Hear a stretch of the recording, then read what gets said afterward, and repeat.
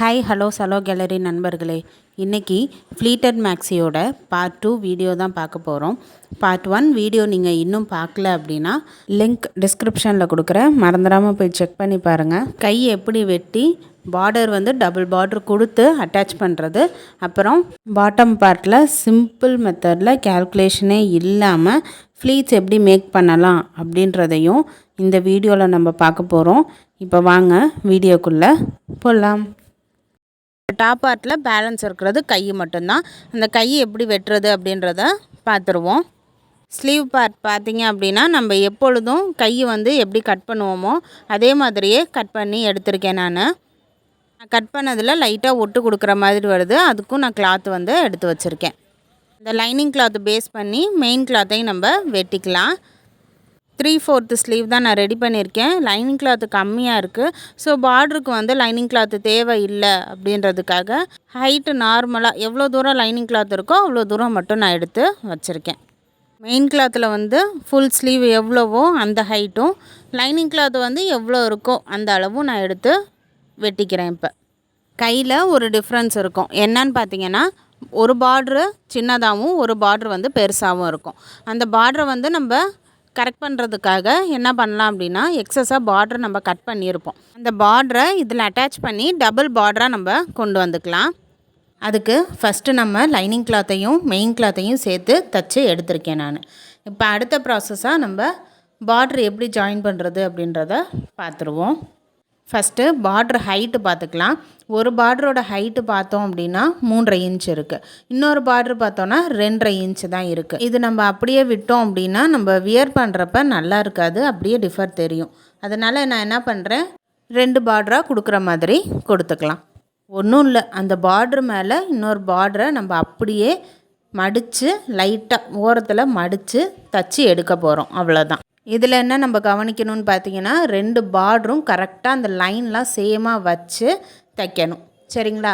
இப்போ நான் ஒரு கை வந்து தச்சு எடுத்துட்டேன். இப்போ இதோட ஹைட் எவ்வளோ இருக்குது அப்படின்றத பார்ப்போம். ஹைட்டு பார்த்தீங்க அப்படின்னா 5 இன்ச் இருக்குது. அப்போ இன்னொரு கையிலையும் 5 இன்ச்சுக்கு நான் மார்க் பண்ணிவிட்டு, நான் எவ்வளோ தூரம் அந்த பார்டரை நம்ம மடித்து அடிக்கணுமோ அதை கேல்குலேட் பண்ணி நம்ம மடித்து தைச்சிட்டு வந்துடலாம். இப்போ நான் உங்கள்கிட்ட சொன்ன மாதிரி நான் தச்சு முடிச்சிட்டேன். இப்போ அதோட ஃபைனல் லுக் இது தான். இப்போ அடுத்த ஸ்டெப்பாக நம்ம என்ன பண்ணணும், நம்ம தைச்சது கரெக்டாக அப்படின்னு சொல்லிட்டு அளந்து பார்த்துக்குவோம். இதுலேயும் 5 இன்ச் எனக்கு கரெக்டாக இருக்குது, அதே மாதிரி கீழே உள்ளதுலேயும் நம்மளுக்கு 5 இன்ச்சுன்றது கரெக்டாக இருக்குது, சரிங்களா? இப்போ இந்த கை பகுதியை நம்ம என்ன பண்ணலாம், டாப் போர்ஷன் வந்து முடிச்சு வச்சுருந்தோம் பார்த்திங்களா, அதில் அட்டாச் பண்ணி எடுத்துக்கலாம். தைக்கிறதுக்கு முன்னாடி ஃப்ரண்ட்டு பேக்கு ரெண்டையும் கரெக்டாக வச்சு நம்ம தைச்சி எடுத்துக்கலாம். அடுத்ததாக நம்ம இப்போ பாட்டம் பார்ட் கட் பண்ண போகிறோம். அதுக்கு ஃபஸ்ட்டு நம்ம சாரியில் கட் பண்ணிவிட்டு அதுக்கப்புறமா லைனிங் கிளாத் எப்படி கட் பண்ணுறது அப்படின்றத பார்த்துருவோம். சாரீ வந்து பேலன்ஸ் சாரீ ஃபுல்லாகவே நம்ம எடுக்க போகிறோம், சரிங்களா? அதை வந்து 2ஆக மடித்து பேக் பார்ட்டு தனியாக ஃப்ரண்ட் பார்ட் தனியாக நம்ம கட் பண்ணி எடுத்துக்கலாம், சரிங்களா? ஹைட் எப்படி மெஷர் பண்ணணுன்னு பார்த்தீங்கன்னா, நம்மளோட ஹைட்டு ப்ளஸ் 1/2 இன்ச்சு சீம் அலவன்ஸ்க்காக, சரிங்களா? இதில் பார்த்தீங்க அப்படின்னா மேலே வந்து பார்ட்ரு எனக்கு கட் ஆகுது, ஸோ அதை மட்டும் நான் கட் பண்ணி எடுத்துக்கிட்டேன். இப்போ ஃப்ளீட்ஸ் வைக்க ஸ்டார்ட் பண்ணுவோம். ஃபஸ்ட்டு கிளாத்து வித்து எவ்வளோ இருக்குது அப்படின்றத மெஷர் பண்ணணும். இதில் பார்த்தீங்க அப்படின்னா 29 இன்ச் வந்து இருக்குது, சரிங்களா? அந்த 29 இன்ச்சுக்கும் நான் ஒரு இன்ச்சாக வச்சு மார்க் பண்ணி எடுத்துக்கிறேன், சரிங்களா? இல்லை ஃபஸ்ட்டு வர 1 இன்ச்சு சீம் அலவன்ஸு, அதே மாதிரியே லாஸ்ட்டு வர 1 இன்ச்சும் சீம் அலவன்ஸு. நான் சொன்ன மாதிரி ஒவ்வொரு இன்ச்சாக மார்க் பண்ணி எடுத்துக்கலாம். ஃப்ளீட்ஸ் வைக்கிறத நல்லா கவனிங்க. ஃபஸ்ட்டு பாயிண்ட்டை தூக்கி 3ஆவது பாயிண்டில் வைக்கணும். இன்னும் சிம்பிளாக சொல்லணுன்னா ஏபிசி, அதே மாதிரி மறுபடியும் ஸ்டார்ட் பண்ணுறது ஏபிசி அப்படின்னு சொல்லிட்டு நம்ம ஸ்டார்ட் பண்ணணும். ஏபிசின்னு நம்ம மார்க் பண்ணதுக்கப்புறம் ஏவை கொண்டு போய் சியில் ப்ளேஸ் பண்ணணும், அது வந்து ஃபஸ்ட்டு ஃப்ளீட்டு. அடுத்து வந்து ஸ்டார்ட் பண்ணுறது ஏபிசின்னு தான் ஸ்டார்ட் பண்ணுவோமா, அதே மாதிரி இன்னொரு ஏவை கொண்டு போய் சியில் வைக்கணும். இதுதான் நம்ம ஸ்டார்டிங்லேருந்து எண்டிங் வரைக்கும் நம்ம வச்சு பின் பண்ணணும். ஏன்னா அப்போ தான் நம்மளுக்கு வந்து மடிப்பு களையாமல் இருக்கும், சரிங்களா? அதனால் ஒவ்வொரு ஃப்ளீட்டுக்கும் எடுத்துகிட்டு பின் பண்ணுறது ரொம்ப முக்கியம். நான் சொன்ன மாதிரி ஃப்ளீட்ஸ் மேக் பண்ணி எடுத்துக்கலாம்.